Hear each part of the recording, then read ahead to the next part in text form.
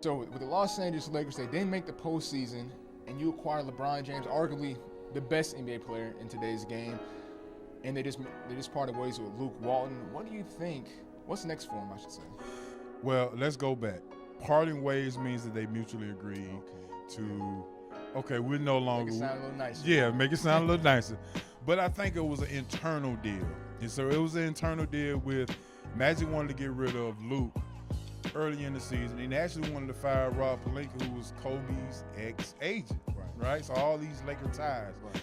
And when Magic steps down and Jeanie told him, no, you can't fire Walton, who won the championship with Kobe, which makes him a Laker love, a little Laker love. Right.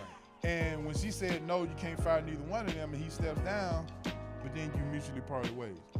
Which means that maybe it's something else going on in LA we may not be trying to think of. So now more pressure goes to Jeanie and more pressure goes to Rob, because I think personally it was a situation where Jeanie felt as if Rich Paul and the LeBron gang were running her franchise behind her back, and Magic was a part of that.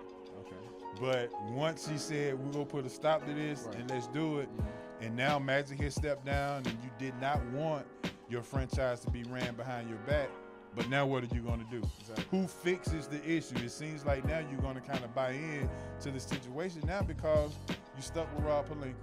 LeBron signed a 4-year deal. He didn't do one of them KD deals. He didn't. You know, so now you got LeBron for 3 more years, so you kind of got him stuck. Right. And the talk of maybe trading him earlier in the season when she really found out. Sounds idiotic. Yeah, it sounds kind of idiotic, right? But then you heard other teams like, well, we're not going to get the value for him, so I don't want him. Wow. You know, so my thing is, I don't know what they do next, until they finally hire a coach, and then I think we'll have a better perspective of which direction they will be going. And let's lead into that. Is there any potential coaches you think the Lakers should possibly hire? I'm hearing voices like Ty Lue, possibly on Mark Jackson, who's on, he's an analyst right now. But is there any direction you think they could possibly go with the coaching?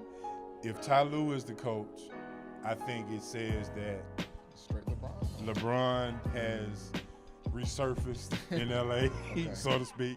But one name that I think people really, really don't give enough credit to, I think Brian Shaw would have been a great coach that can kind of blend between the players and the team. I think he's on Brian the staff Shaw, right now too. Exactly, he's on the staff. I think he could actually be a great guy.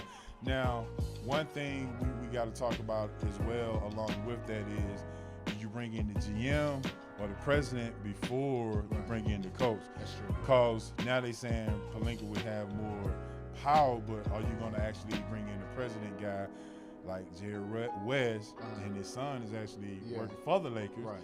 Do you try to bring Pat Riley back, or do you reach Wayne back? has retired, so do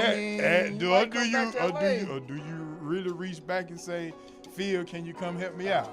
Not with LeBron.